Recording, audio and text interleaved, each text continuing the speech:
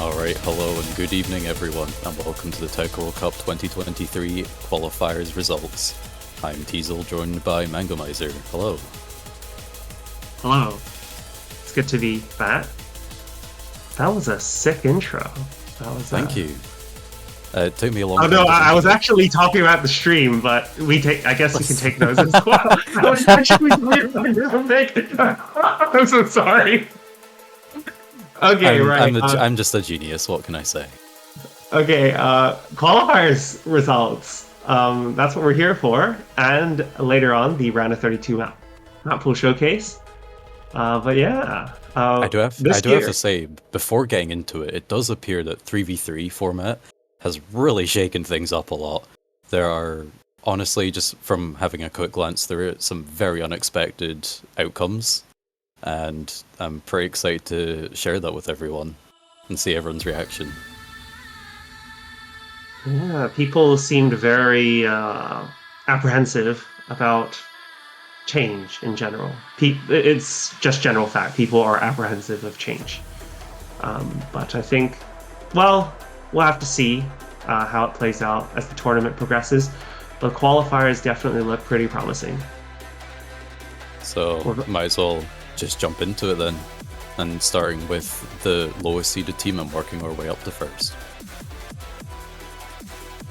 So first of all, the lowest seeded team is Lithuania at seed 38.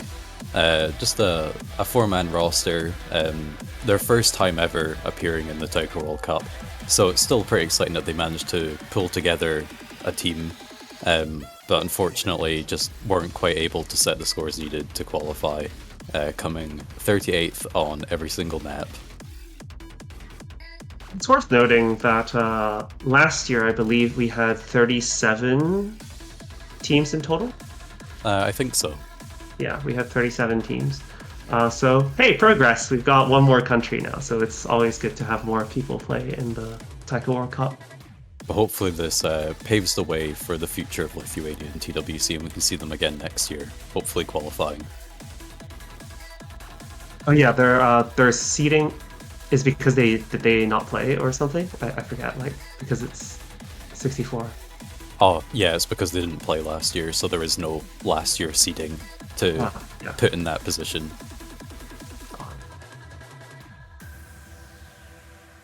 Moving on. In seed 37, we maintaining their position from last year, we have Austria. So Austria, unfortunately, did not qualify as well, and seemed to struggle a lot on many of the maps. Fun fact about Austria, if you look at the TWC 2022 stat sheet, they actually qualified 50th out of 37 teams, which we have no idea how that happened, but you can look up the stat sheet. Leo, please fix. So, a massive improvement either way.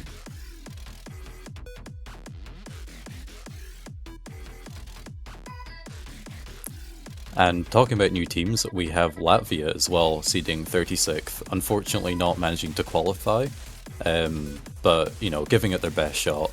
The most notable player from Latvia probably being Hunty, kind of a new rising player that has made themselves known and present in the tournament scene. And they've managed to round up a bunch of other players to have at least show up and perform the qualifiers and have Latvia just be here for the first time for TWC. And once again, I hope that kind of means that, you know, this encourages more players from the country to kind of get more into Taiko and kind of come back next year a lot stronger. Better luck next year. All right, moving on to seed number 35, we have Estonia, who also is a new. It's the first ever team in TWC. So, so we've got 4 players, and seems like across the board didn't qualify for any of the maps, so probably slightly out of skill range. But maybe with a bit of practice, they'll get better, and maybe we'll get to see them again next year. Purely based off of Hard Rock 2, though, they did qualify. So that's something of note. Yeah. Oh, that's true. I didn't see that. Yeah. 32.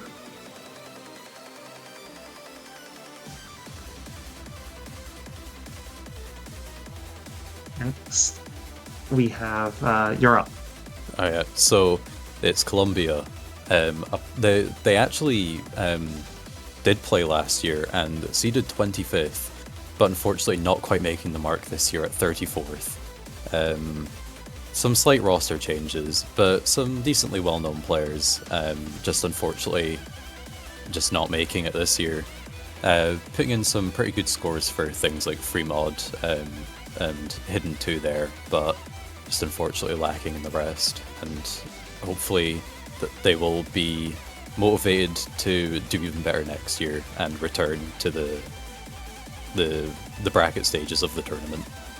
Last year they fielded a roster of 6 people, so I'm not sure what happened, and probably the change to 3v3. Like, having a team of 4 is really rough if you're playing 3v3. There's a very little option to switch around. So. Yeah, absolutely. So hopefully they can go back with bringing in 2 additional players as well, and I think they can make a decent team and make a comeback.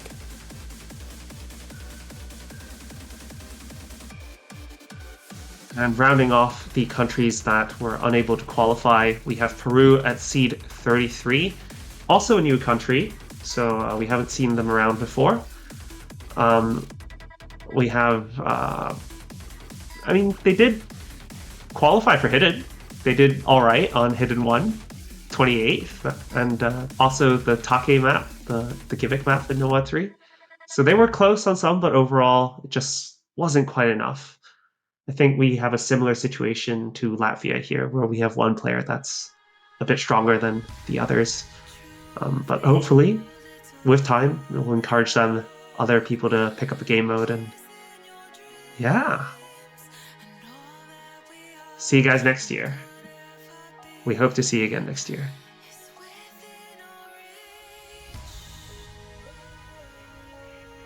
But for the first team that did qualify, it's Denmark. Just missing out last year at seed 33, but they've improved by 1 whole seed to make it to 32nd. 2 if you're counting from the bottom. Yeah.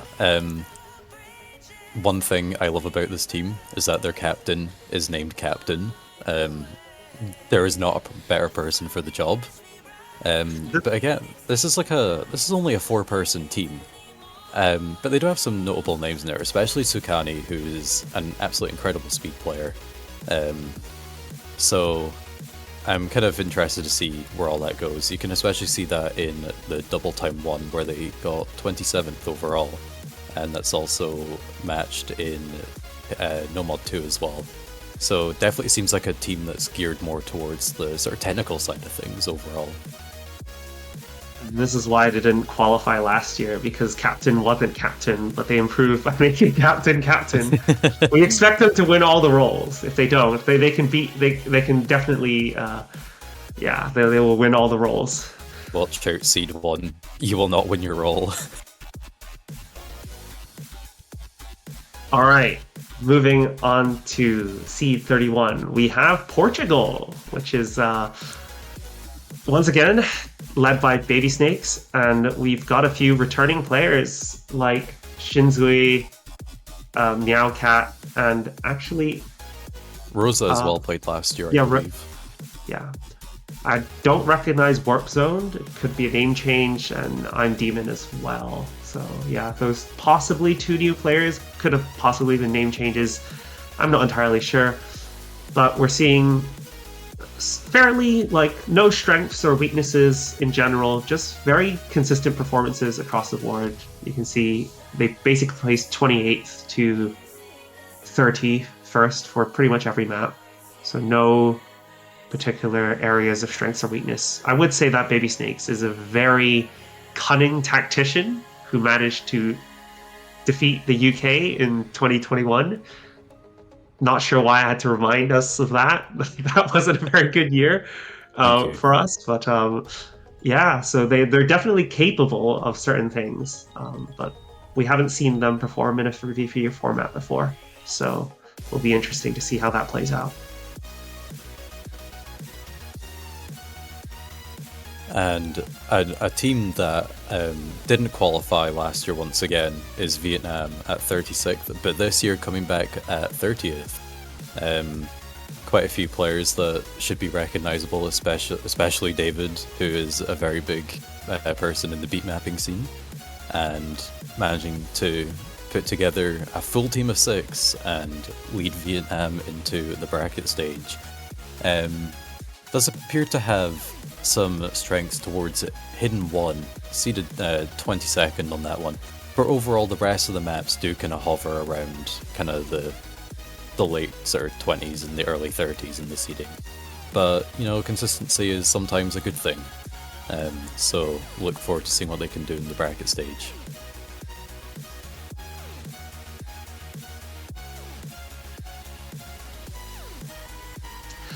Okay, moving on to Australia. This one's an interesting one. Last year, according to my notes, they seeded 12th last year, so I don't know what's going on stream. But okay, they definitely seeded very highly last year, but they've dropped all the way to 29th. The reason for that is a huge change in roster. Last year, they had powerhouses such as Jai, Rango, Saria, and it seems like the only person who's still around is Richie, who in his own right is a very strong tournament player. But the rest of the players are, well, they're all new to the scene, it seems. I think Beat played in 21, didn't he? I can't remember. Yeah, Beat has And played, Tsubasa. Tsubasa has played, and I'm pretty sure Amateur Monkey YT has also played in the past. But they're not the regulars that you normally see on the team. So now it's kind of their turn to step up and represent Australia fully. And they're just going to have to do the best that they can. Looking at their performances, seems like we've got a couple weak points on the side of free mod, but they're pretty good on hidden and hard rock, it seems, which is maybe towards like the more extreme of mods, but in the middle, yeah. Also, looks like they did practice taiko a lot as well. So if they're willing to like dedicate that practice to the pool, there's the potential for causing upsets. So we'll leave it up to them to show us what they can do.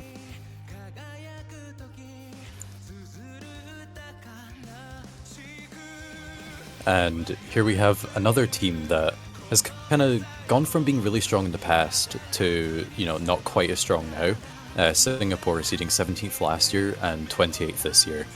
Only a 4-person team, which I wasn't quite expecting to see, but really relying on Matrix Dark and Element here. They're 2 3-digit players, with the Funk and iJoseph as kind of the third kind of supporting players.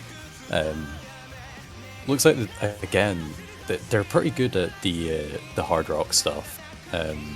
That's kind of where they seem to stand out the most, but relatively consistent overall though. So kind of looks like they know what they've got going for them, and they'll probably not be bad at any pick. So every single pick that they have, they're always going into it. So that's a pretty good position to be in. So we'll have to wait and see what they do. All right, moving on to seed number 27, we have Switzerland, led by team captain MC2BB. I'm quite surprised by their seeding here. I'm recognizing some of the players there. I would have expected them to seed a bit higher. They did seed 17 last year, and the roster has shrunk a little bit. They had 5 players last year. This year they only have 4. That could be one of the reasons why, because now in for V3, there was having a smaller team is a huge disadvantage. Looking at the performances, they seem to have pretty big weakness on hidden. Maybe they couldn't field 3 players for that, but everything else they seem to do significantly better.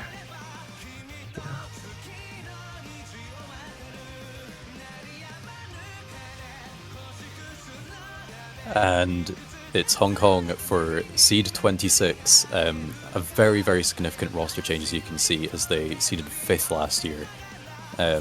But all very respected players in their own right. Yeah, doing pretty well all-rounded, actually, with a really significant score on Take once again. Seems like a lot of these lower seeded teams have dedicated a lot of practice towards the gimmick map, and as I said with Australia, One as when you're well. like when you're showcasing that you can put in a lot of practice into, you know, just one map, but just in general a whole pool, you know, there's still the potential to kind of improve throughout the tournament and each pool and kind of outlast your seeding. So I'm looking forward to see what they can do and hope that they can uphold the legacy that Hong Yeah, I Kong mean, has built up in previous years. if you look at their, like, just by the ranks, you wouldn't expect them to have qualified at all. So they've done pretty good for themselves, actually, I would say. Yeah, I do have to say I was one of the people that actually predicted Hong Kong not qualifying, so it's a nice surprise to see them seeded at 26th. We've got Youngin as well, who's casting. So you know, that's great. We get that representation, caster representation. The first caster there's B as well, of course. But yeah. Right, moving on to seed number 25, maintaining their seeding from last year. We've got the Netherlands, led by Cookie Tree, and he's backed up by his fellow team of Dutch people. I think the roster has had a bit of a change, actually. There's quite a few new faces here, and not that many returning ones. I think Cookie Tree and Strikeiser are the only people who were playing last year. Looking at their performances, clearly they're very good at Hidden.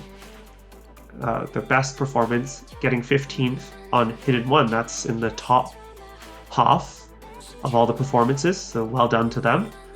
And across the board, they seem to be doing all right as well. I'd say Hard Rock is something they probably have a bit of a struggle with. But yeah, that's really good.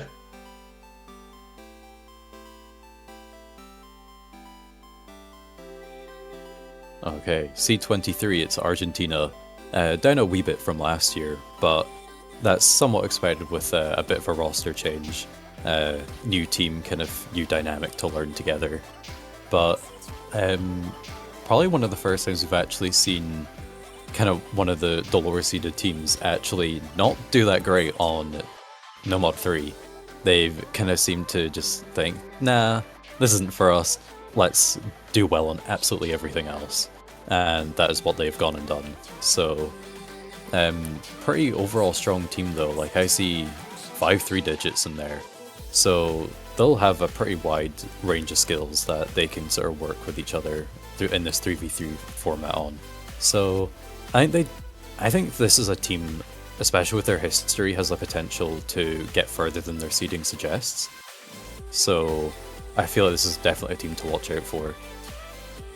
Okay, we've been interrupted. Okay, we're here to mention that their seed is actually 24. I think we skipped a number there.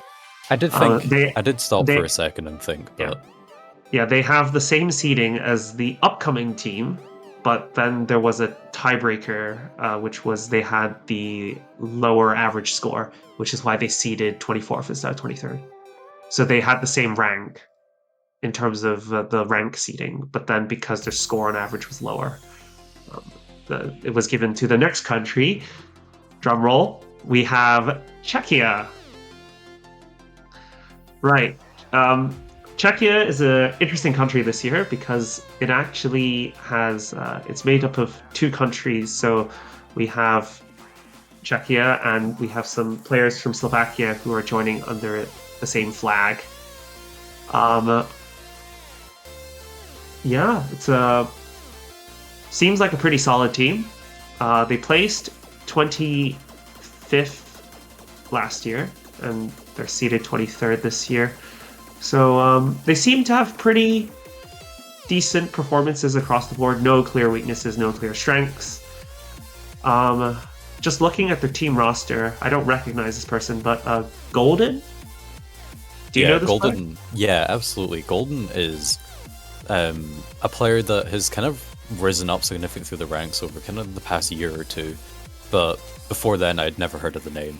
But they're continually showing that they're a player that can constantly adapt and learn the new skills to rise through the ranks. Achieving top 50 global in this game is a pretty rare thing to do and a very difficult thing to do. And around all of these other players in the Czechia team as well, honestly, I'm surprised that they only seeded 23rd. I think this is a team that if they dedicate a lot of practice to the pools, again, they're going to do much better than their seeding suggests, I think. Yeah, maybe someone wasn't there for the qualifier. Who knows? We'll just have to wait and see. And for C22, it's Poland, doing better than last year when they seeded 25th. This team often goes through quite a lot of roster changes in recent years, but one player that stays consistent through them all is Bernard351, everyone's favourite speed player. And no, that's kind of reflected towards, pretty good seedings there, 24th and 25th in the DT. But it looks like they shine most in the no-mods by the look of it. 20th on no-mod 2, 19th on no-mod 3. But their scores on the hidden and hard rock are also pretty good, so it looks like they're a fairly well-rounded team. And as I've said previously, that's a pretty strong position to be in. You don't have any significant weaknesses, so you can just kind of play absolutely anything and play to your opponent's weaknesses, which is a very advantageous position to be in. So I look forward to seeing what they can do in the matches and hopefully cause some upsets. Yeah, it's interesting. Look at the no mod. Is this like, I forget what's called. Is it called Simpsons Paradox? Because how they get 19, 20, and 24, but then overall they still get 19th. Like, how is the average of 19, 20, and 24 19? How does that even work? Don't question it. Yeah. Weird. Stats are weird. Blame Leo. Okay, moving on to the next team. We have Norway, who had a massive improvement from last year from not qualifying to seed 21. So that's a huge improvement.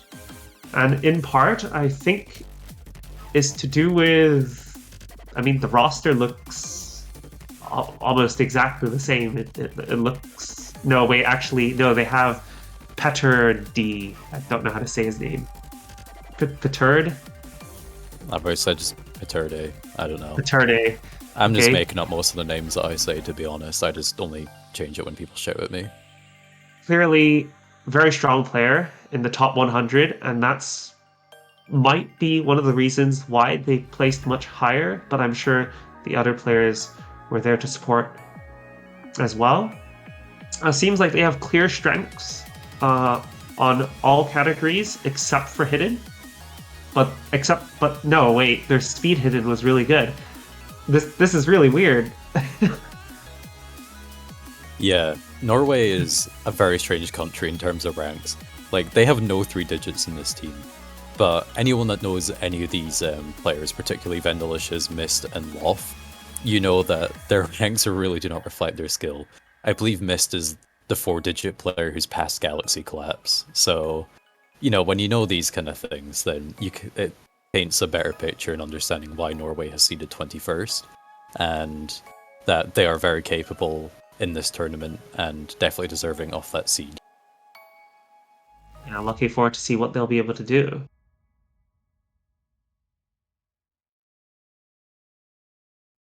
And for seed 20, it's Mexico. A country that has been around for a long time, very consistent in the World Cups, and doing better than last year as well, where they seeded 25th. You can pretty clearly see that Hidden 1 is a very significant strength for them, seeding overall 14th for the Hidden, which outlies quite a lot compared to everything else. With DT kind of looking like a weakness, but that's okay, because you can just ban one of them and accept the loss on the other, and then just kind of wipe the floor with the other team on everything else. So definitely some good potential for this team, and quite a lot of recognisable players as well. Some have been around for quite a long time, but also some newer faces to kind of spice things up.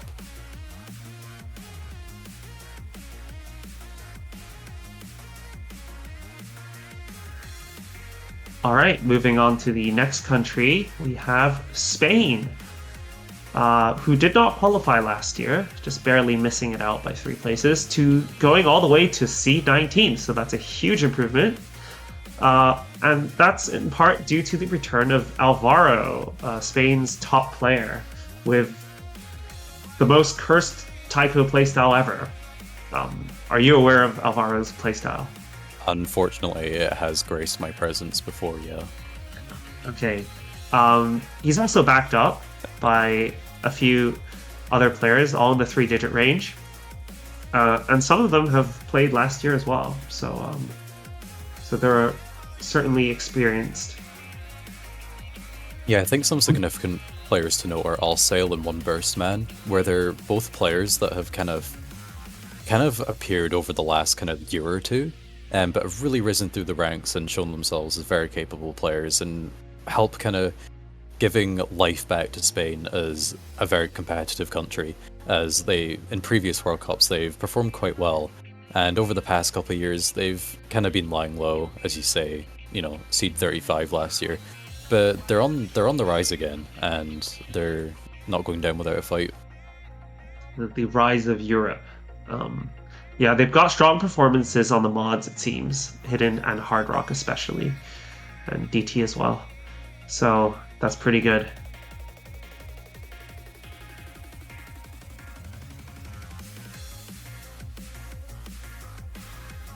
Okay, seed 18 is New Zealand, a country that has, once again, another country that has kind of risen up very significantly over the last couple of years. Only in 2020 they were a team that were never kind of even getting out of the group stage, never even winning even a match. making a team, or even making a team, yeah. Yeah. And now here they are with a 6-person team. And everyone knows, especially Janitor of New Zealand's legacy last year, where they caused some pretty significant upsets, and I'm very willing to watch them do it once again. They have New Zealand, the player. Exactly, like, the whole country of New Zealand is on this team. Like, do you think you can stop them? I want to see you try. But yeah, all of these players have been playing pretty consistently and improving. Like, I see them on the leaderboards rising up the ranks, and just in general improving their tournament skills, which is the most important for the World Cup, of course. So I'm honestly very excited to see what they can do and if they can cause any more upsets this year.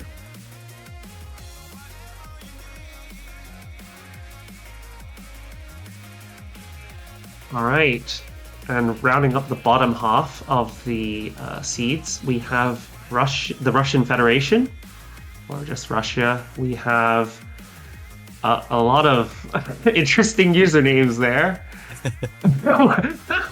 Is this some kind of like collab? Anyway, last year they seeded 17th. They've maintained that position this year, and yeah, seems to be a very capable team.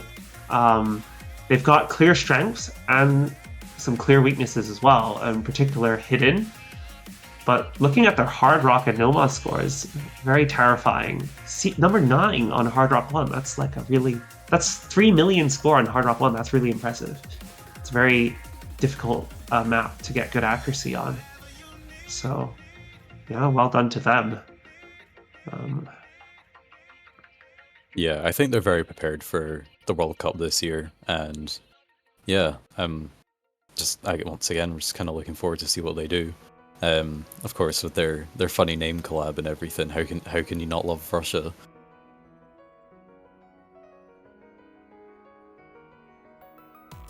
All right, with seed number 16, we will actually start to know who the countries are facing against. So, Philippines will be playing against Russia. Okay, but Teasel, please introduce the Philippines. Alright, yeah. So, yep, seed 16, the Philippines. Significantly improved from last year. And building up a team of pretty much the country's strongest players. So that the Philippines is giving everything they have to offer for TWC this year. And I mean, just look at that Hidden 2. 9th place overall. It's pretty strong, but unfortunately hidden to kind of dragging them back a wee bit. But at that aside, if you just look at the overall ranks, it's like really consistent. Like 18th or 19th on the no mod, 21 on hidden, 19 on hard rock, and 15 for DT and free mod. So once again, this is a team that's like pretty well rounded in absolutely everything, and you know, once again, a very strong type of team to have.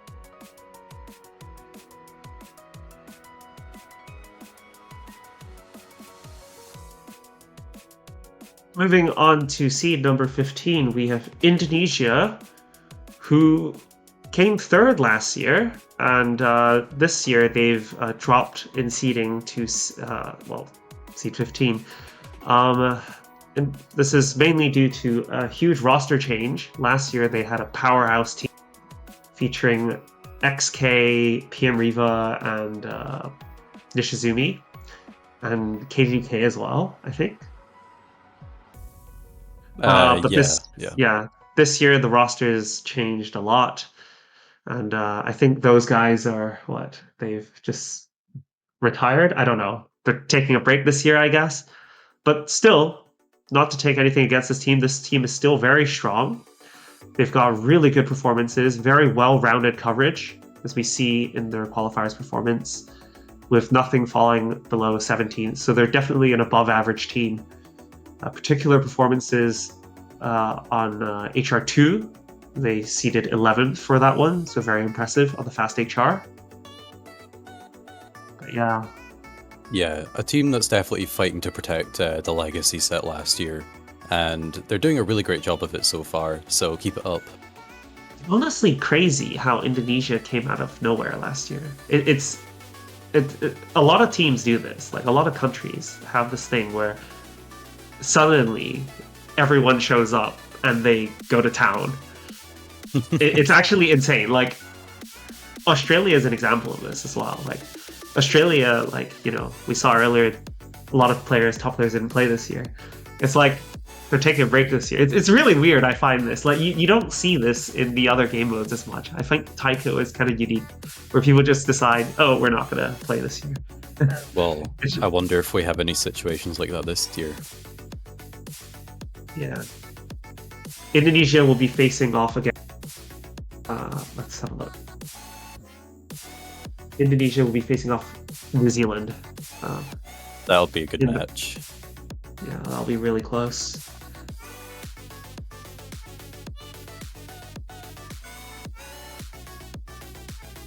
And their neighbours Malaysia get seed 14 and just beat them out.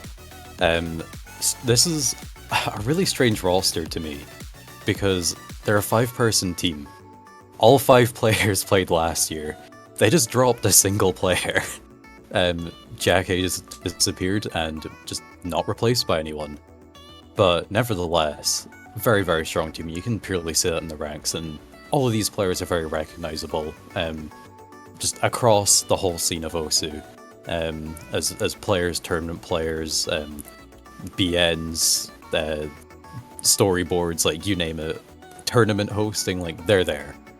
It's a very active country in all sides of Osu, and another thing that they're very active in is getting really great scores on Hidden 1, getting 7th and 7th overall on the Hidden, so definitely appearing like their strong suit.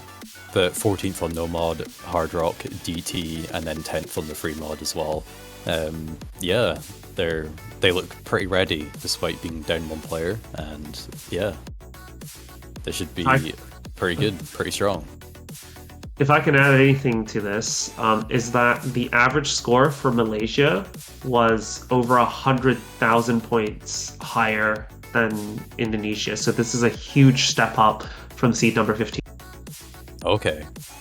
So I don't think we see a gap anywhere near that big in the rest of the seedings. So this is where the teams start getting significantly more powerful, like a huge step. And also, their next opponents will be Spain in the round of 32.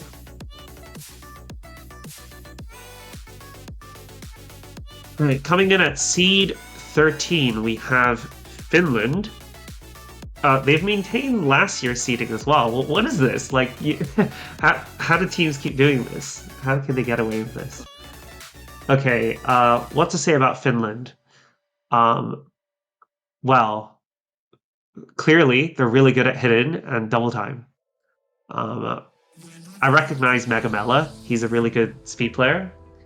And as you can see, double time 2, they got number 7. That's their best performance. I'd say Finland is really good overall. Like, they've got strong coverage on the mods. They've got good hidden performance, and their hard rock isn't too bad. And their tech performance as well. Like, their Space Angel score, it's like number 11. Yeah, a lot of recognizable names on this team. Many of them are tournament veterans. Dusky, Antti, and Vodnanen generally forming the backbone of Finland, especially in TWC, kind of being the 3 main players that have been playing a lot of the maps. But it's nice seeing it. You know, Megamela is an absolute incredible speed player, but is still very good at other things as well, being part of the Suigi team that won recently, from the very beginning as well. And Mazuli 500 is a new player for Finland in TWC, but they've been around in other tournament scenes as well, and showing off their skills. So even though they're only a 5-person team, Finland are very, very strong, especially in the early rounds, so very much a team to watch out for in the early stages.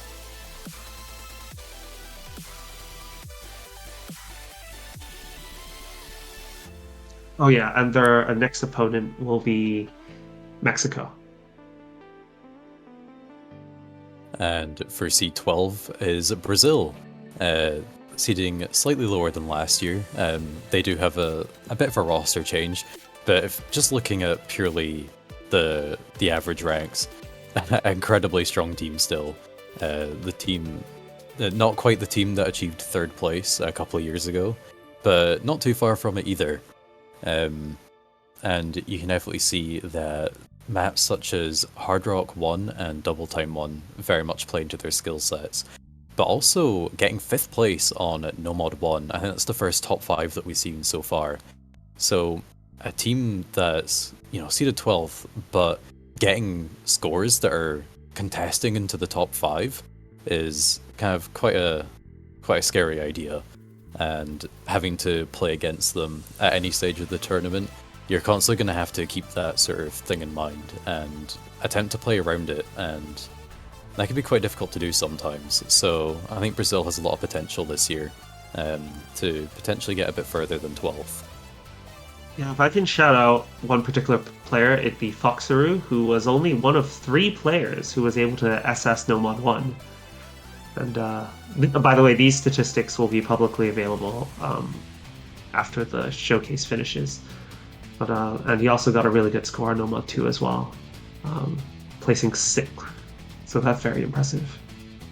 Very strong accuracy. Brazil will be facing off against... who will they facing off? They will be facing off against Norway in the round of 32.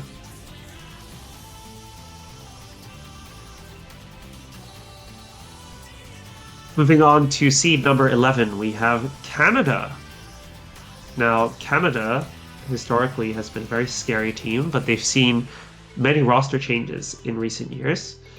Last year, they had Faji and Visha, who are missing this year, but there's still many capable players, and they've maintained a fairly close in terms of seeding. Looking at their qualifier results, they have clear strengths on Hard Rock and Free Mod especially. I believe they had a triple hidden Hard Rock score that was really strong, so that's insane.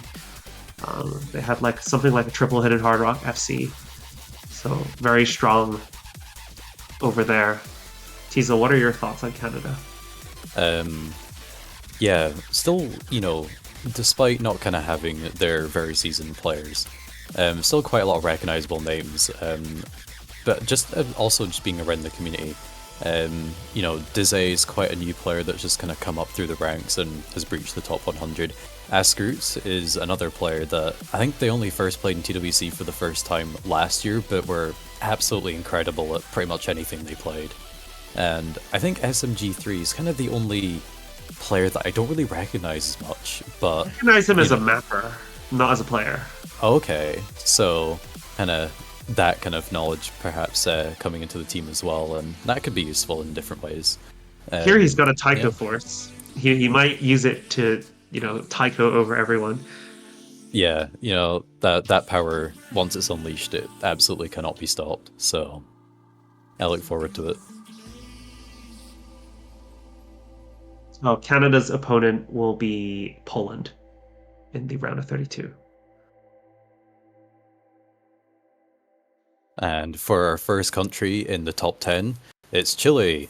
A very, very strong team. We have Ulki, Mukia, and a new player, iNeon. All three of them are in the top 50, which, especially in a 3v3 format, is absolutely incredible. Like, some of the strongest players in the game, and all three of them are on the same team here. And we can see a lot of this represented in their overall results. We have a fourth place on Space Angel. Still very good score on Nomad 3, but also just overall on like Hidden 2, DT2, and still some very other good supporting scores around the other ones. Like their worst score is 12th place. Like, how can you fault that, really? And, you know, despite, you know, they have their other three players as well, and taking a look at their profiles, all three of them are very competent at all the mods. Like, these are not just some throwaway players. These are very, very strong backup players that will absolutely play a significant role in the team as well. So all of these six working together is going to produce quite the powerhouse of a team throughout the tournament. And Makes you wonder why they yeah, didn't seed higher. yeah, you know, anything can happen in the qualifiers, but what really matters is the matches themselves, and that's Chile's sort of time to shine fully. So yeah, that's definitely a team that I'm looking forward to kind of seeing do really well this year.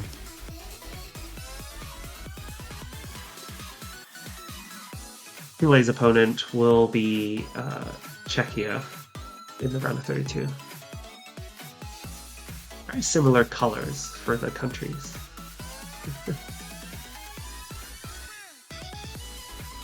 All right, moving on to seed number 9. This might come as a surprise to some individuals, but we have Germany, who last year seeded 4, but this year seeded 9.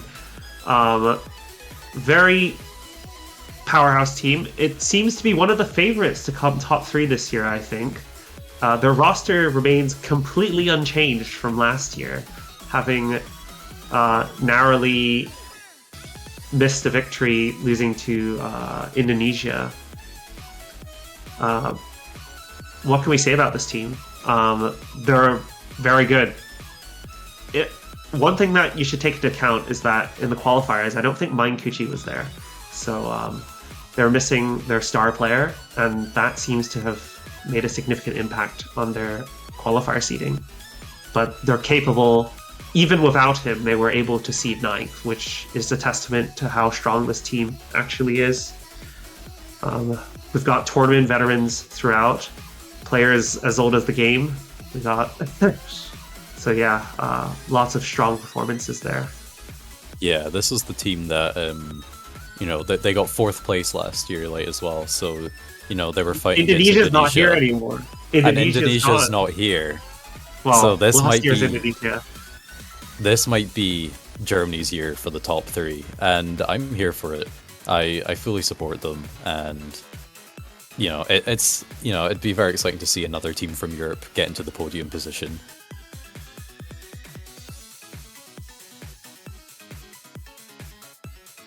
Germany's opponent will be not Argentina. Wait, no, yes, Argentina. Yeah, Germany's opponent will be Argentina in the round of 32.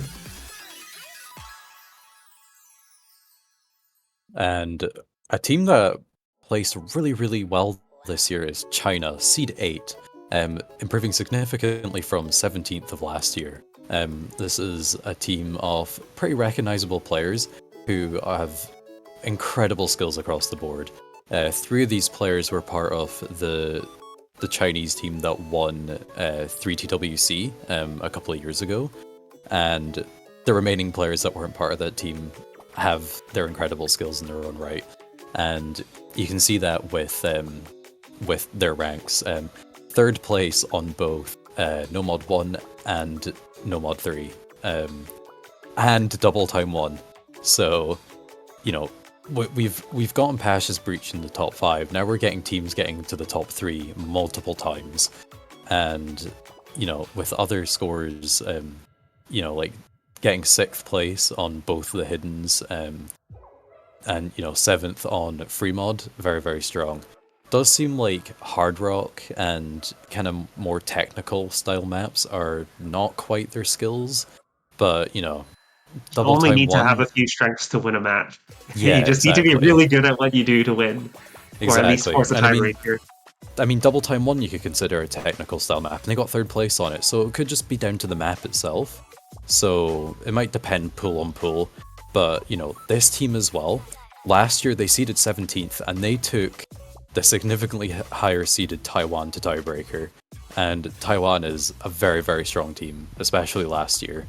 So they still have a huge amount of potential, and they're really going to be showcasing that in the matches, I feel.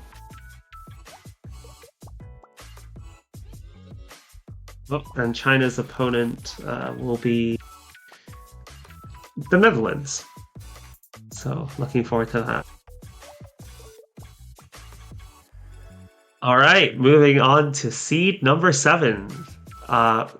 We've got the UK. Hooray!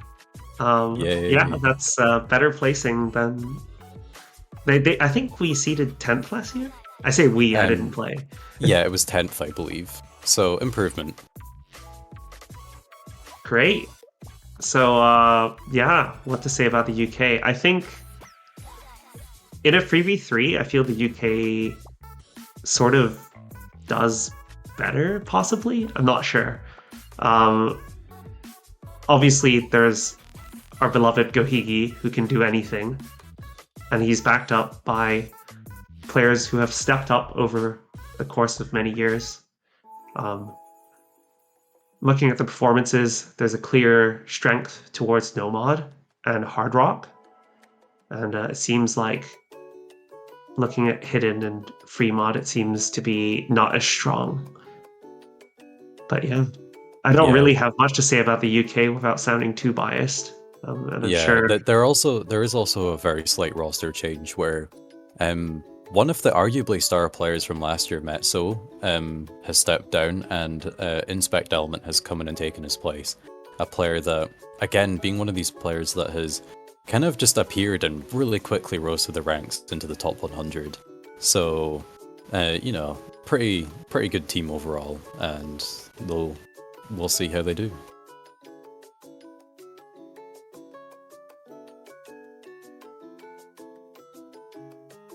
the UK's opponent will be... Who are they facing? 7... I think it's Hong Kong? Hong Kong, it'll be Hong Kong, yeah. That's right. Hey, I've played for both of those countries. Who will you... who I support? Yeah. I don't know. But anyway, France has seeded 6th place. This is another team that I feel has kind of come back up very recently. You know, this was a team that got 3rd place in, I believe, both 2014 and 2015.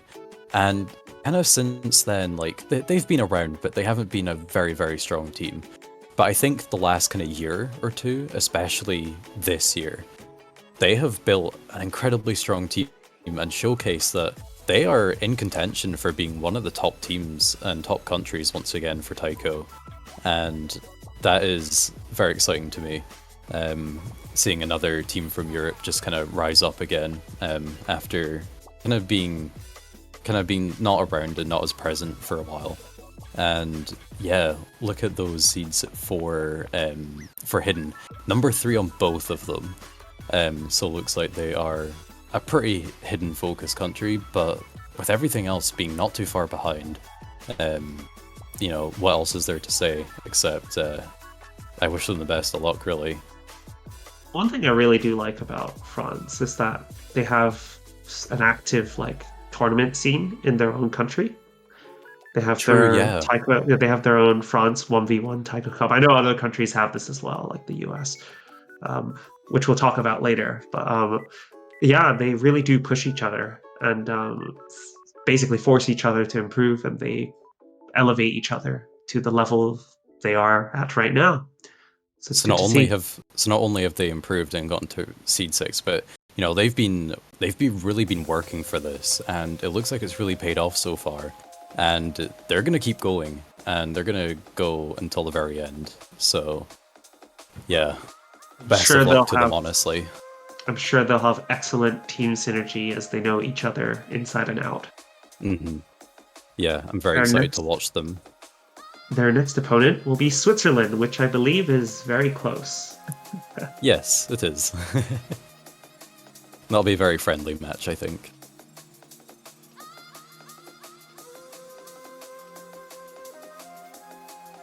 Okay, moving on to seed number 5.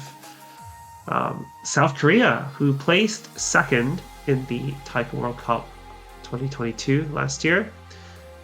This year, we're seeing some significant roster changes, most notably a peaceful, long-time tournament superstar powerhouse, whatever you want to call him, is not playing, along with Applers as well.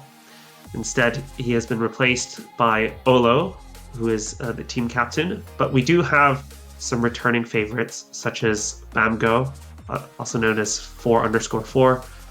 And I also recognize a few other names here as well, who have played in previous Taiko World Cups. Looking at the qualifier results, they're very strong on Hard Rock and Double Time, which is not that surprising considering the roster composition, but everything else they've done it exceptionally well as well. I would say maybe their weakness, they have a slight weakness on Hidden, and that might be because they've lost those two aforementioned players who are well known for their hidden ability. Anything to say about South Korea? Yeah, not so much. It's interesting as well to see that this is a team that has achieved podium position the last 4 iterations of the Taiko World Cup. So they're here returning, aiming to claim their fifth time as a podium country. So even though they've only seeded 5th, they're definitely fighting for that as well. And I definitely wouldn't count them out.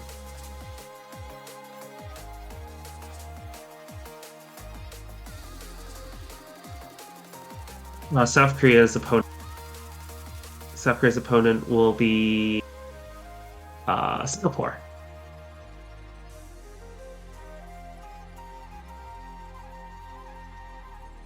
And this one I'm very, very excited about. Italy has seeded 4th, compared to 17th last year. Italy has often been a country that honestly just kind of underperforms when it comes to the matches in TWC. But, this year it really looks like they're aiming to turn this around. 4th place is the highest that Italy has ever managed to get, I'm pretty sure. And, this is a really, really strong team. Very, very well-known faces.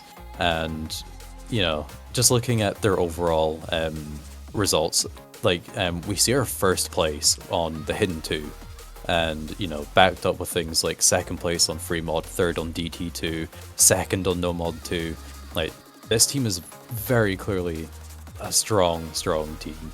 And, very powerful. And, if they keep going at this sort of pace, they definitely have the potential to potentially get a podium, I feel.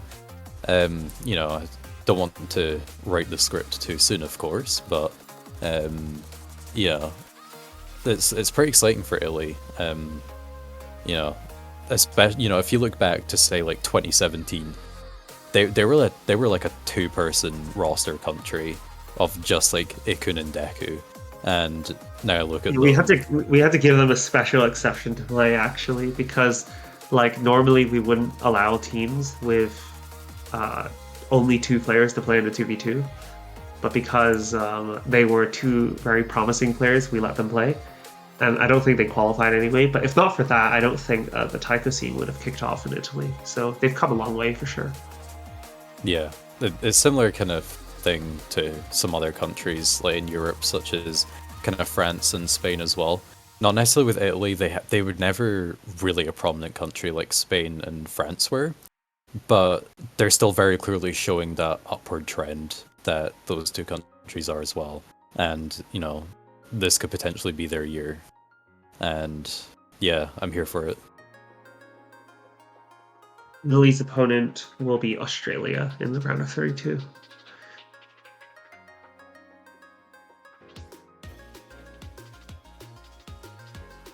All right, and moving into the top 3 of seeding, we have Taiwan.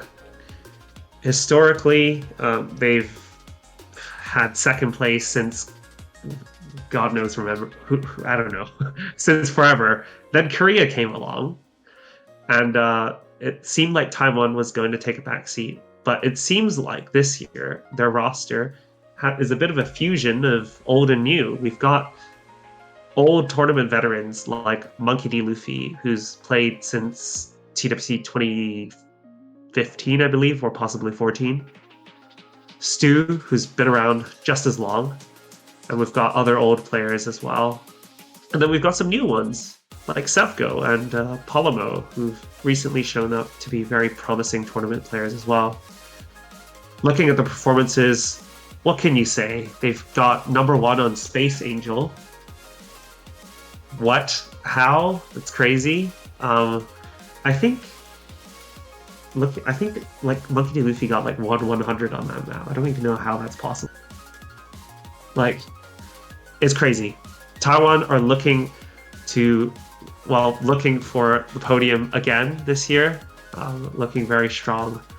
And yeah, it's good to see them back in form. Teasel? Yeah, just it's really awesome kind of seeing Taiwan, as you say, kind of back to its former glory in a way. And, you know, I've said this to loads of other teams, but, you know, again, potential for the podium. This TWC seems incredibly competitive. So many teams have potential for that podium. And, you know, I honestly can't tell you which one will truly get it. But Taiwan have a very, very good foundation here so far. Seed 3, podium position is the top 3 countries. So far it's looking pretty good for them. That's all I can really say. I've always felt like Taiwan has historically been able to field a large number of strong players, and that 3v3 benefits them greatly. We'll just have to see how they play their matches. And Taiwan's opponent will be Vietnam.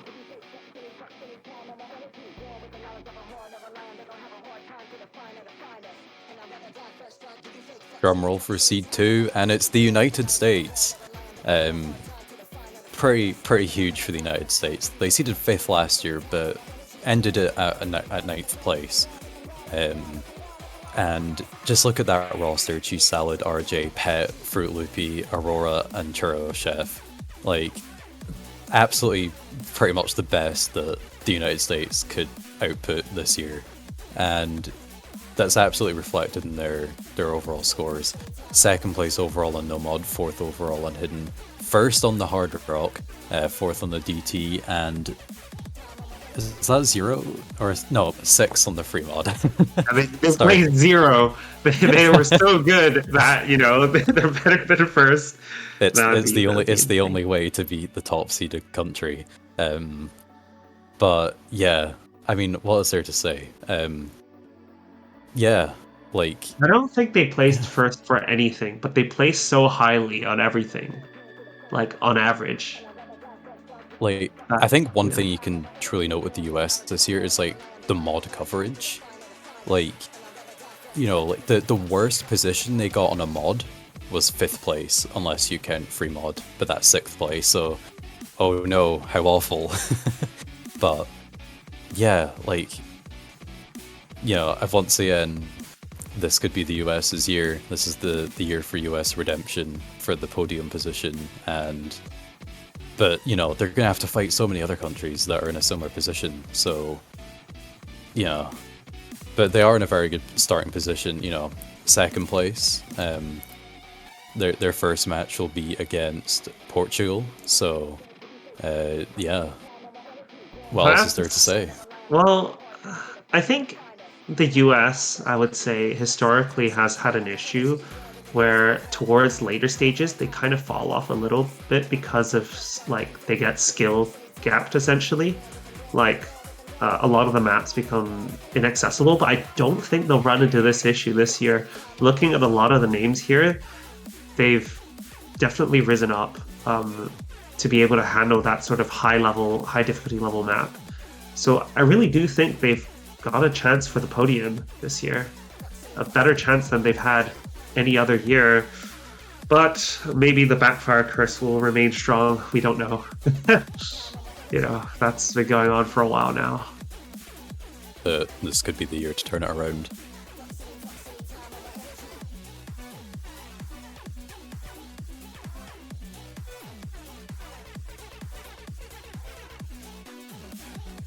Drum roll for seed number 1. What a surprise. We never saw it coming. No way. I can't believe it. It's Japan. Yeah, it's Japan. It's Japan. I mean, look, they literally have a red circle in their flag. I mean, they're built for taiko, right? They literally have taiko in their flag. Like, it's just they're born for taiko. I mean, yeah. Do you think we could change? Do you think we could convince them to change their flag to just be a taiko drum? Just put a blue outline around the red circle, and it would just be perfect. We actually see some interesting roster changes this year. Long-time tournament captain Uone has decided to step down finally. I think he's been around since 2015, possibly even earlier. He's won every World Cup since. He's got a string of badges on his profile to indicate his tenure, essentially. Average rank 1 for every mod category. I don't know. They seem pretty unbeatable. Well, not completely unbeatable if you take a look at No Mod 2 and Hidden 2 getting 3rd and 4th respectively.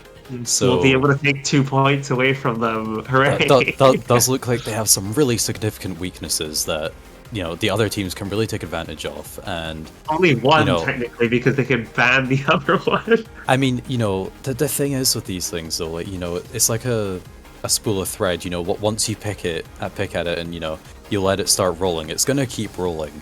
So, you know, maybe that 1 point that a team takes off of Japan, you know, it'll keep spiraling out of control, and Japan could be defeated.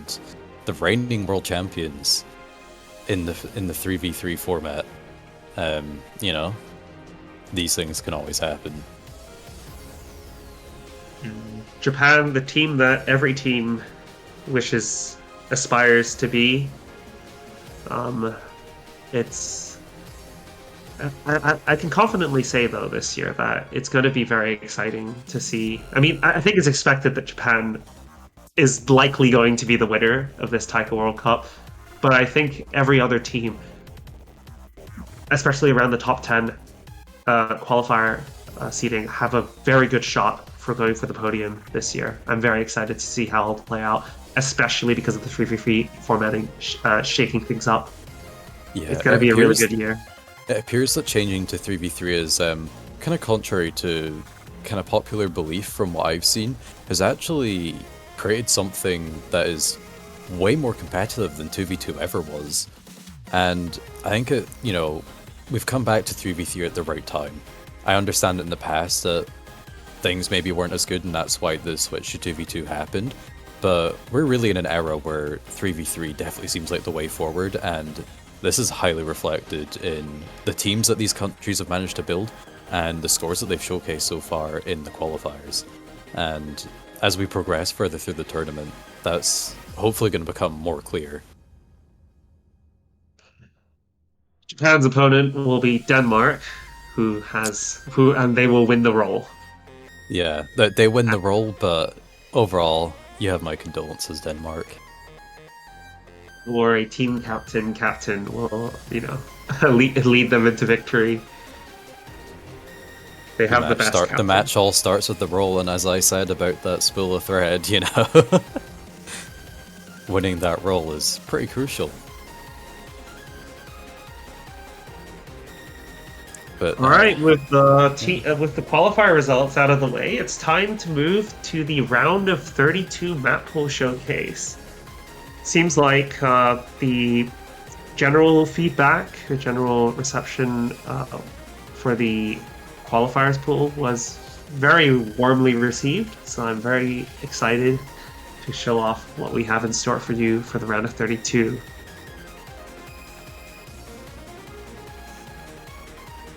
Yeah, I don't feel like casting the pool, to be honest, so I'm probably going to leave.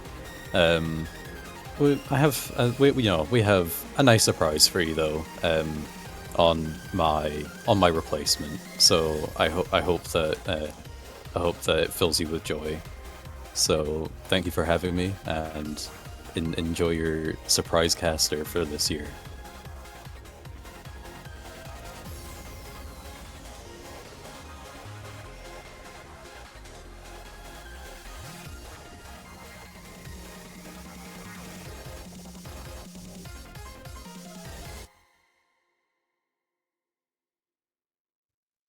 Hello. Oh my god, is it Janitor? It is. I have finally returned after 1 year. It's only been 1 year. It's only been 1 year, as I also commentated for 2021, so... Wait, that'd be 2 years then. Is it? I guess yeah, so. because it'd be... like, if you skipped a year, then it'd be 2 years. It's been a year since 2022. That's fair, but I'm here now, so that's really what's important, right? Oh, it's good to have you back. I also skipped out on commentary last year, actually, so I'm very rusty. Yeah, likewise, but, well, a really exciting year with 3v3 finally coming back. Yeah, remember you guys came third in that format. That was like 7 years ago. How does it feel being old? Has it really been 7 years? Yeah, 2016 feels like it's been a year ago. Really? You, Tasha, Fudgy, and Vlad. The 4 horsemen of apocalypse. Yeah, it's what been we a used while. to call you anyway. Have you seen the pool yet? I have. I've taken a look at it. Okay, without further ado, shall we get right into the pool?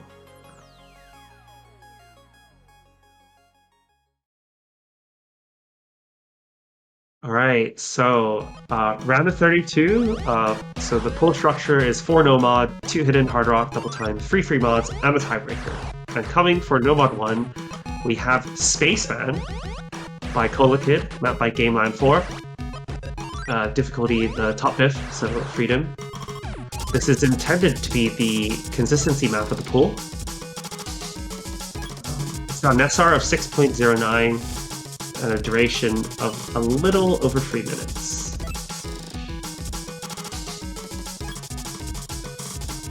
Okay, good to see a no mod 1 that is not 4 or 5 minutes long.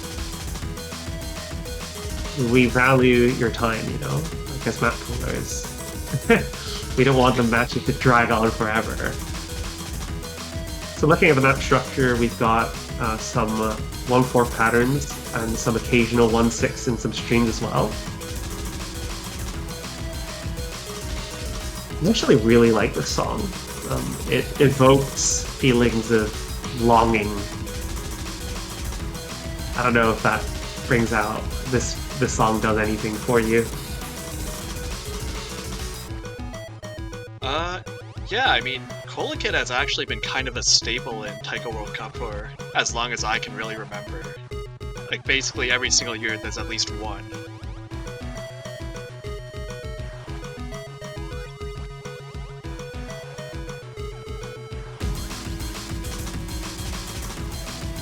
So each section, as we see, has a slightly different variation in patterns.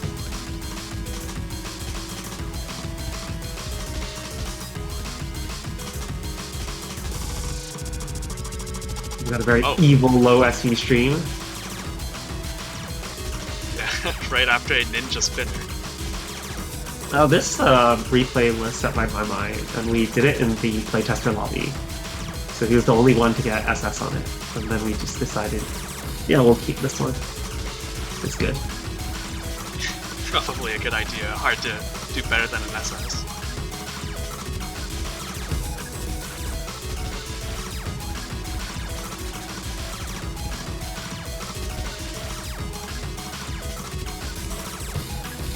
Aside from that one low SV section though, this map doesn't seem all too bad. It's pretty standard 1-4 patterns all around.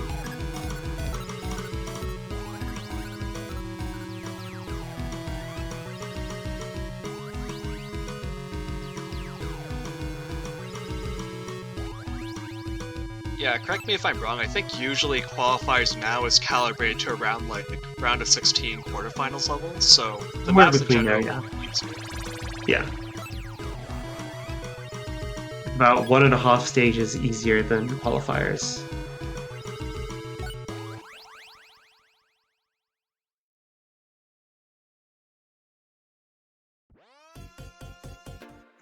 Okay, now we have Nomad 2, which is random, mapped by vv1770154093. Already, you can tell that it definitely looks a lot different from Nomad 1. This is, I assume, the tech pick. That's right.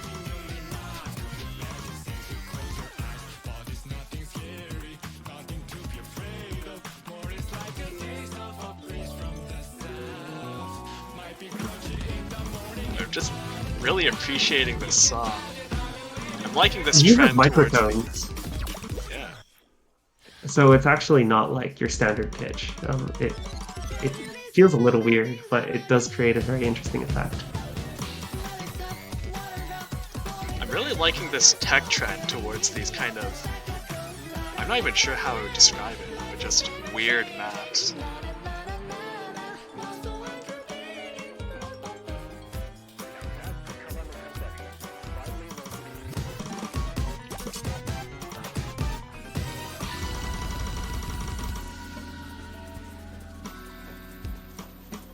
And of course, all the Nomad aside from one are all OD6, so this is not too bad.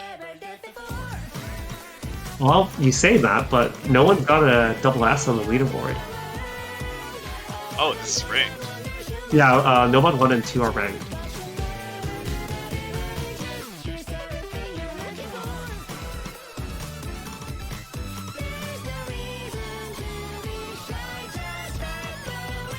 Jai mentioned that getting the SS on this was kind of hell. I can imagine, given how it looks. Oh, that was fast. Yeah, so it's 132 BPM, but there was 1.8 views.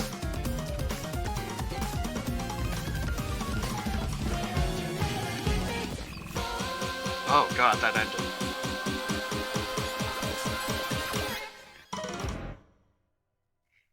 That sounds like the kind ending of map snap. That ending snap has, well, Jai and I had a discussion about this. We were trying to figure out what it was snapped to. And I actually ended up messaging Sobram about it, who asked me to look at the BMS file. Yeah, we've determined that it's just completely random. It's not actually snapped to anything. We have some very big fractions, but we can't figure out what it's snapped to. So that's tech. That's tech today. Yeah, that's the tech map for you.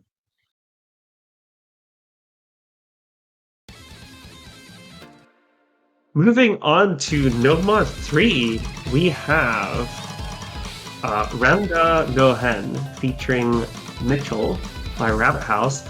This is mapped by Fiery Rage, the Wow. standard player.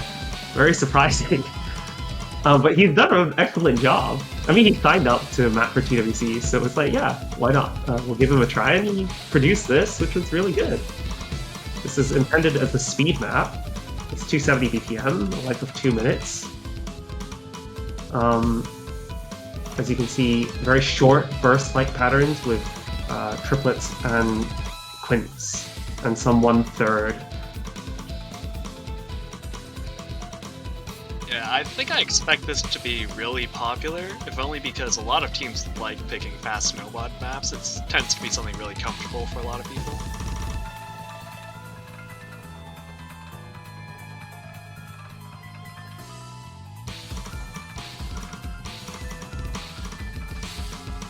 And of course, this is the only Nomad that is not OD6, it's OD6.5.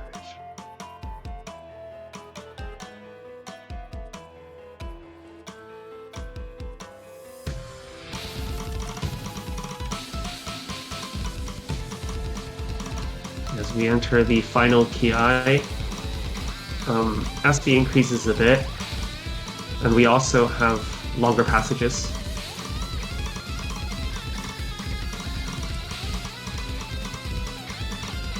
Some 1/3 here and there as well, which is interesting. You can't only be on your 1/4 kind of mentality for it.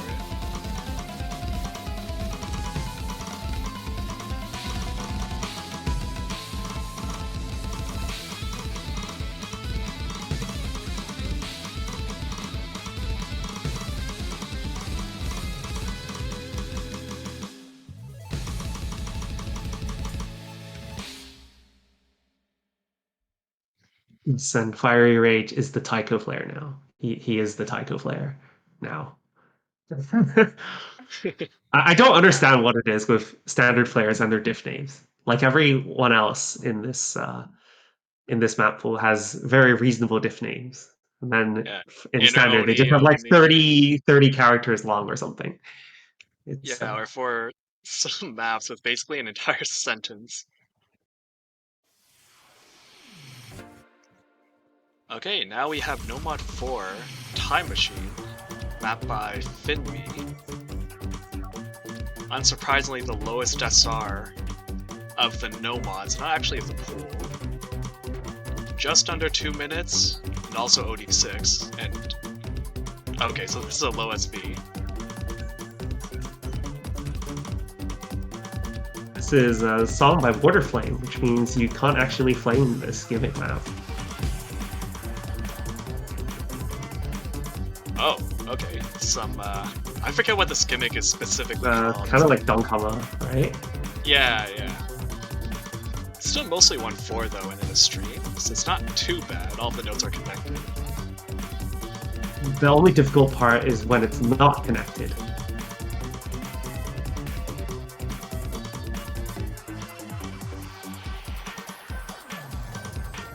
I think what's always been my favorite part of every new World Cup has been how the gimmick maps tend to evolve. The gimmick maps just look so different from year to year. Yeah, this part is evil. The rhythms are simple though. Gimmicks have come a long way since their introduction in TWC in 2017. Some bar line memorization here.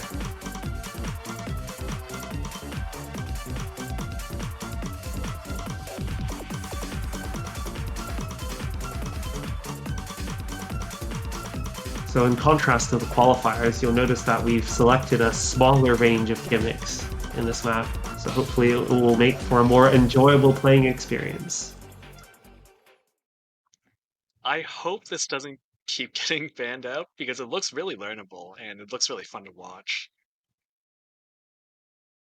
Next map, on the other hand, is something well, Hidden One is weird, right? Like, I've historically pushed for things to be different in Hidden One.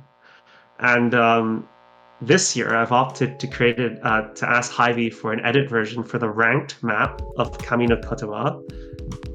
But this is the different song. This one's by Yuyo Yuppei. But so it's the same song, but just the original, I guess. Or is it the original? I'm actually not sure. I think the Lishka one is the cover, right? I think so. I would assume so, because I think so.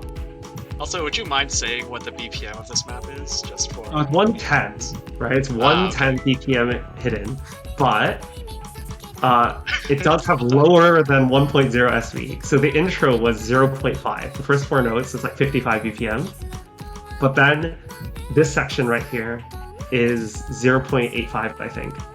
So it's under 100 BPM. But this is this exact same map as the ranked version. It's just a cut version with slightly increased SVs. Okay, so it's not too bad, all things considered. It could have been worse. All right. And then we have the Ki, which has very annoying bar lines. Yeah, that actually kind of matters for hidden, doesn't it? Because it's usually a good way to keep yourself on rhythm, but it's not much of a help here. I've anticipated that a lot of teams will be banning this, but I do want to see how teams react to playing this. It's one of the shortest maps in the pool. It's one of the few maps that's less than 2 minutes. And we hope teams, and because of its short length and the low SR, we hope teams will be encouraged to try and practice and potentially see this played rather than just, slow hidden ban, please. I've always been one to advocate for different styles of hidden one, and I think it's quite fun to play once you get the hang of it, but I hope teams aren't too apprehensive about picking this. Well, I think we'll just have to see about that.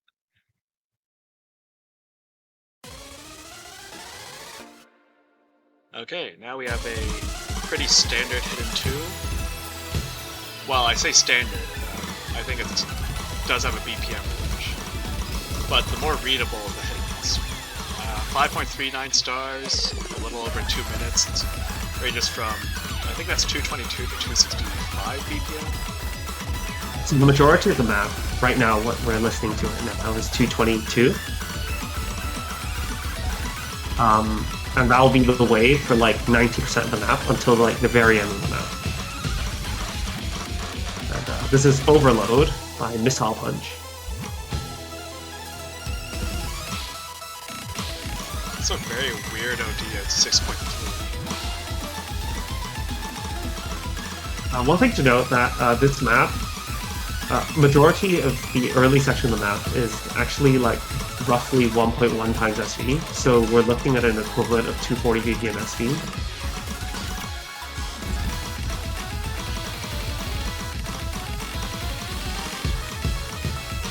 Some 1.3 in here as well, and minor SV on the finishes.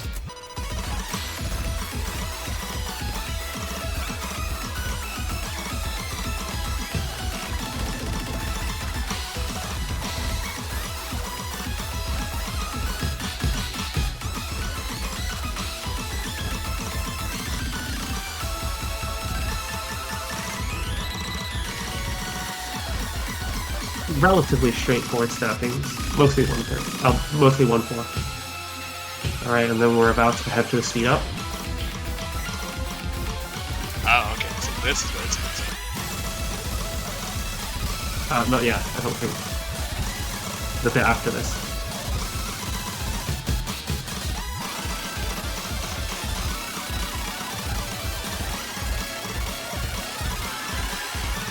Okay, this is where it speeds up, actually.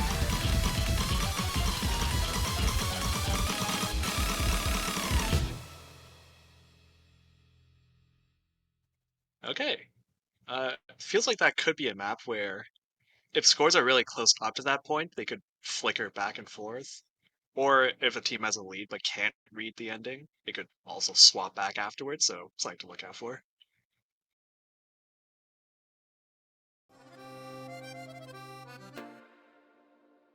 Moving on to HR1, we have Crescent Sakura by M108. This is the ranked beatmap set by Anti. And this is the difficulty Inner Oni, not the top diff. It's the second to top diff. It's got a SR of 4.92, which is deceptively low, I would say. And a BPM of 155. This is intended as the accuracy pick of HR1. It's got 1/3 and 1/4 throughout, which are notoriously difficult to get good judgment on high OD. It's got 1/6 as well. Oh, geez, that happened. It's like here, where it's like 1/4 and then it goes to 1/3. You have to be really tight about your accuracy.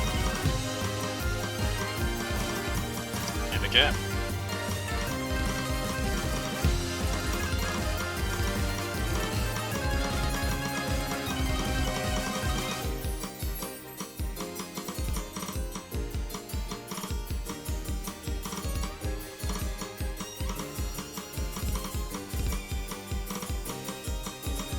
I'm always curious about how popular these sorts of hard rock maps are. Fast HR usually gets banned out pretty quickly, but that usually leaves the tech hard rock open. I think tech hard rock gets very interesting towards the later stages, but in the early stage, we have to keep it relatively tame.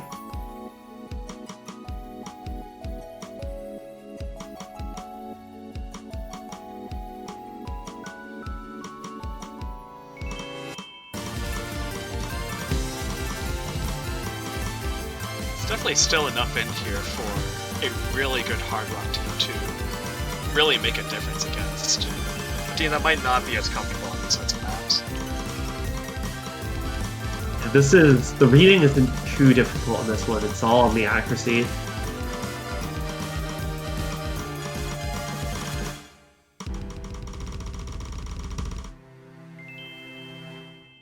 Thank you, Naren, with the SS.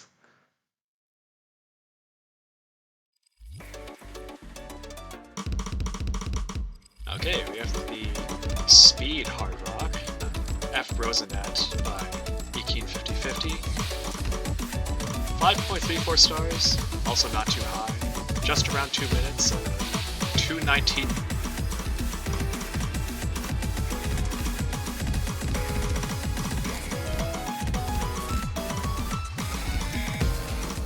Both hard rock are also base OD6, so no OD7 just yet. But this is intended as obviously the speed HR. This is a custom map by Ikin, as we felt that we wanted something very specific for our HR2, which we felt the rank section could provide. It's got a very tricky 1/8 doublets and some 1/6 quads as well. This map is really well done, I have to say. It's one of my favorites in this pool.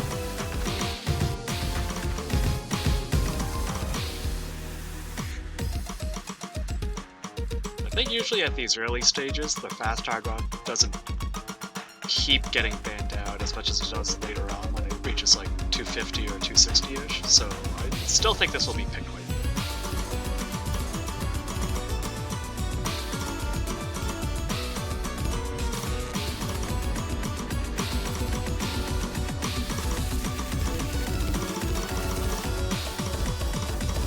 One of two big streams.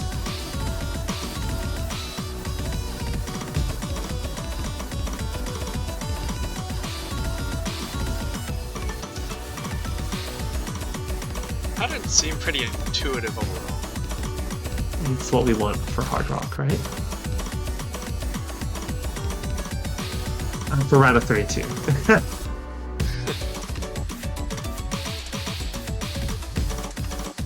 We actually have to nerf bits of this map, actually. It used to be like 230 BPM SV, so we had to bring it down. Okay. Yeah, a little bit.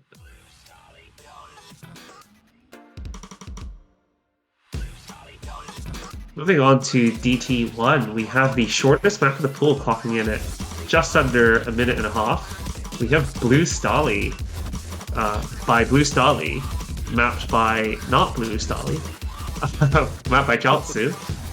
This is the lower diff, the inner Oni, and this is intended as a 1/4 plus 1/6 DT tech act.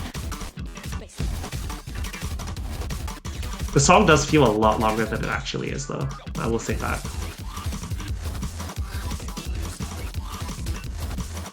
I think teams overall had relatively strong performance on DTV1 in the qualifiers, and this is certainly nowhere close to that level of difficulty just yet.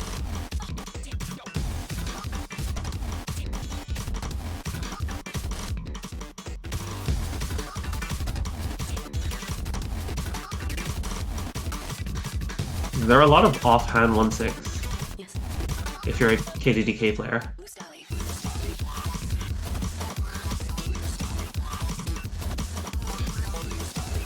I think some really helpful SV though for reading this map, so that's definitely nice.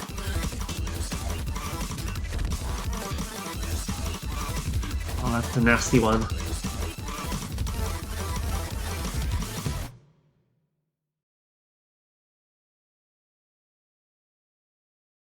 Yeah, we hope you guys enjoy Blue Stolly. Now a very different kind of song, a digital life hack, which is 240 BPM, the kind of speed DT.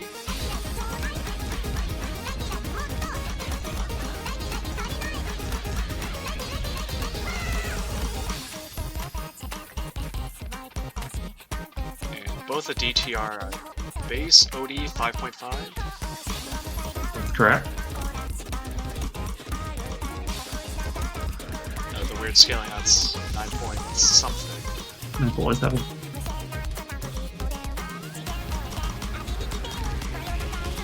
Yeah, this is pure 1/4. I don't think there's any other snap but 1/4.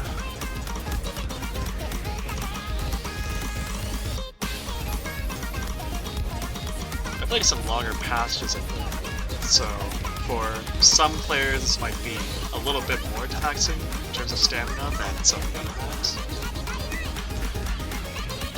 That's intended to serve as a contrast to our Nomad 3, which is this is the second fastest, consistently fastest map in the pool.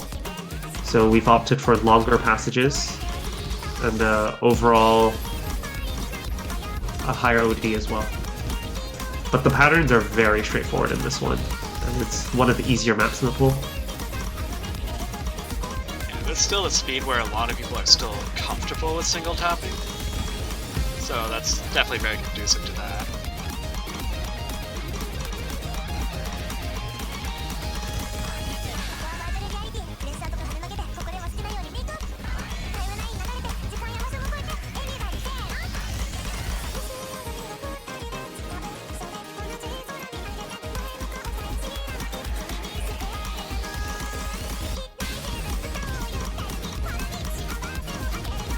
A little bit of a break in that previous section, but right back into all the 1/4. The replays were... Have you noticed all the replays we've gotten so far? Yeah, We've, they've all been double less. Yeah, do you think that's going to continue? I expect it to break around maybe round of 16 quarterfinals-ish. We try. Oh, wait, I guess unless the tiebreaker. Yeah. Moving on to Free Mod 1, we have Side Quest by Red Side. This was an OS original. He debuted in OWC 2022, and I liked the song so much that when I first heard the song, I basically told Red Side, we need to use this for TWC. So here it is. You always love to see the OS originals in map pools. Yeah. This map is 3 minutes long, and it's intended to be a generic map with doublet precisions. So it's OD 6.5, so with Hard Rock it becomes OD 9.1, which is kind of weird because like all the maps actually have higher OD than the Hard Rock maps, but it tests a more extreme. Hard Rock maps are a bit more extreme on their respective skill sets. So yeah. Yeah. I can imagine that pooling for free mod. Is it any different with the changed free mod rules? Ooh, that's interesting. So one thing we have to consider is that because teams have to field a hidden and hard rock player, we have to ensure a map is actually, or rather, a map doesn't necessarily have to be as balanced for hidden or hard rock, because it wouldn't give either team necessarily a huge advantage. Because like if both teams have to play hidden and hard rock, they both have to field a player. It wouldn't favor necessarily a hidden only team or a hard rock only team. I don't know if I'm making sense there. Oh yeah, that makes sense, because everyone is forced to field one anyway, so that player still bears that burden. Yeah, but of course we do try and make the free mod maps balanced. You know, they have to be doable. But there is less a need for them to be really rigorously balanced, at least on a map level.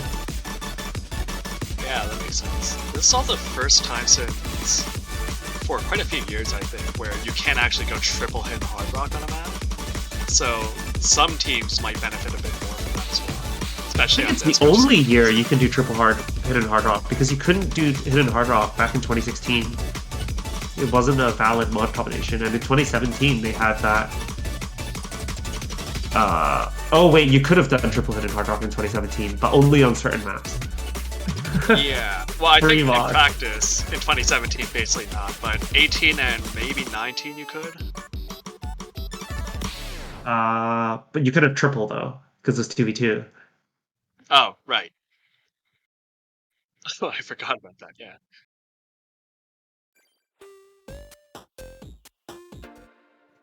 Okay, we have by Tokyo Machine, map by Trollocat. This is ranked, I think. This is a ranked map, yeah. A lot. Yeah, 4.84, so lowest of the free mod, but it's definitely not easy.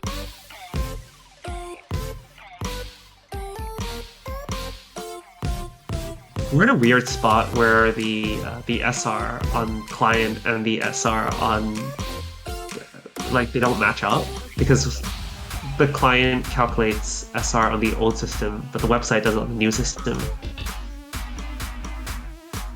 Oh, yes. So whatever SR, the SRs I have on my sheet are the website SRs, the new SR.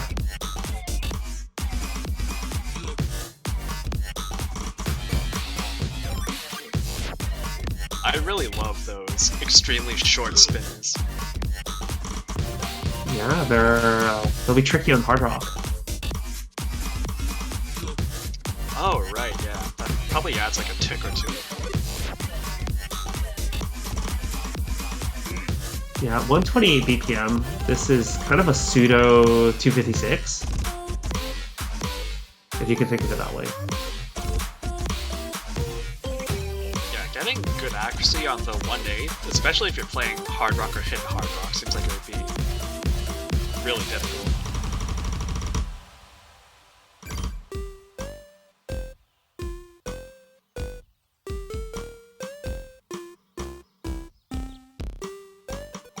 This was intended as the anti-mod.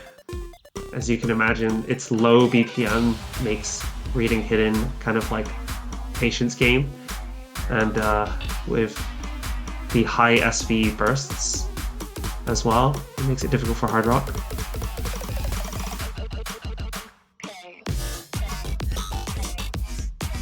then this kind of 1/3, 1/6 actually. Is this right snap? Yeah, it's 1/4 plus 1/6. Even though it looks like 1/4.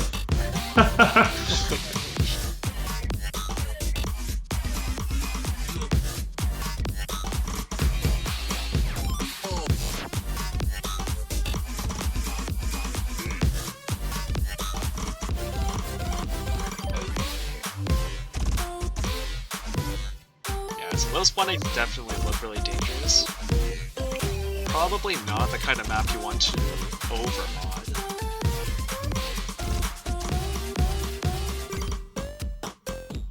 Now, with how many tricky sections there are, if you end up breaking too many times, you will get a lower score than if you didn't put a mod. And of course, this ending, which I assume isn't very fun for Hidden. It's okay.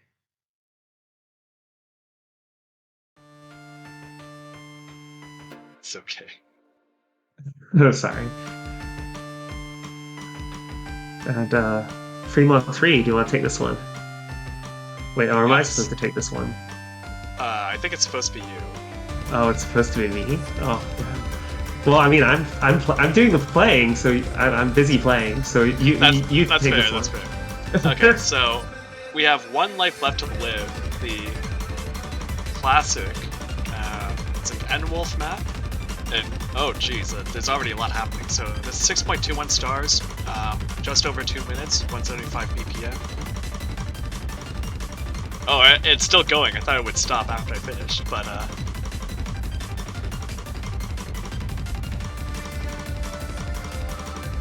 okay, so this is probably a stream-free mod. It is a stream-free mod. Yeah, just guessing. Which is interesting because, at least back when I was still actively playing, that was more of a thing for the later stages. But now you have 2 back-to-back death streams. Yeah, and the hardest part of the map to act. This is hell. Oh no. Oh no.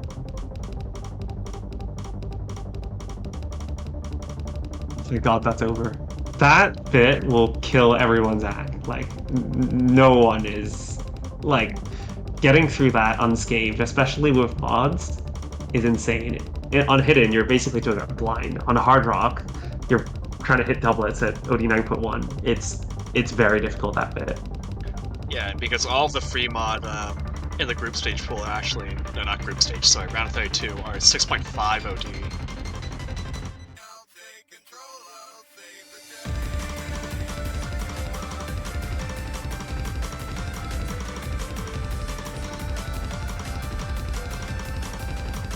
And another really dangerous map for Hidden Hard Rock.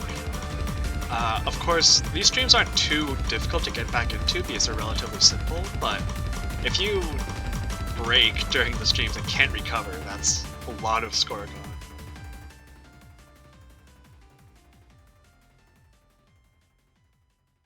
Yeah, that's basically all of the maps. Yeah, and we've got one more map that I'm very excited to unveil. You know, when I asked Garpo to map this, I wasn't sure what I was going to get. But honestly, he's exceeded all expectations. This song just slaps. This is The Reckoning by Fraser Edwards. It is a 4-minute diverse metal tiebreaker. Enjoy.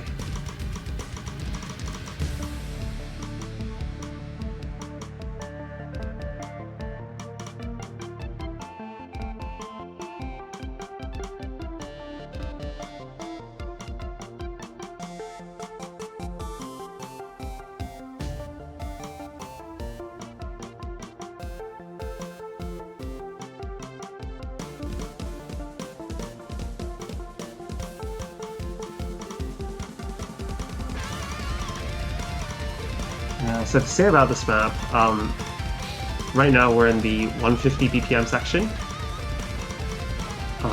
But as you saw earlier, there was a 1/3 plus 1/6 section, which basically acts as a pseudo 225. Yeah, that seems really interesting so far. There's some nasty 1/5 snaps as well. Oh, jeez. The 1/3 section.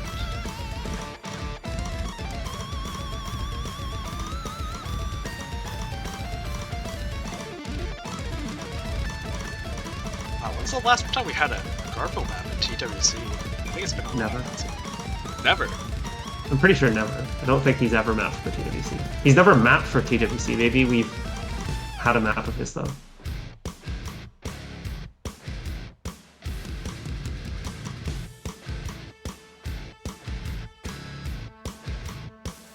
tiebreaker is just over 4 minutes. Definitely the longest map for the pool, but not too long as far as tiebreakers go.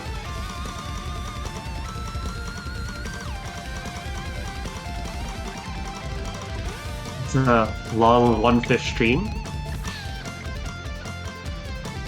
It's a 1/8 in there too.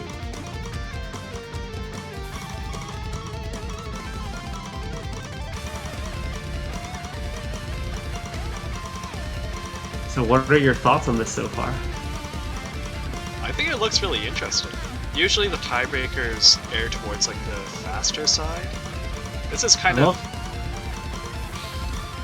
Well, unless it gets faster later on. Just wait and see. Okay.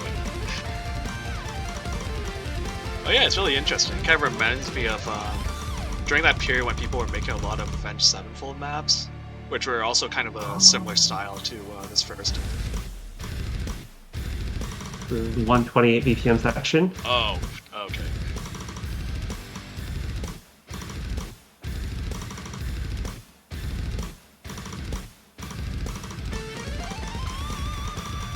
Oh, okay. Alright, it's stand corrected.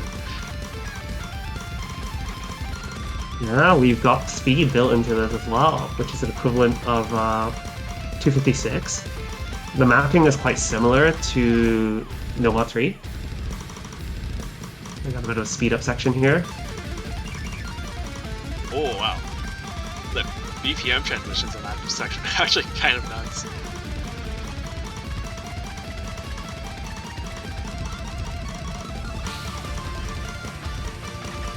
And we're back to the chorus at 150.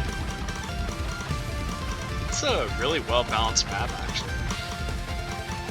And it took ages to find a good song. And I can tell you the thought process behind it. I was like looking for... I had mandated that we wanted a metal tiebreaker, because if we didn't put one now, we wouldn't get one later.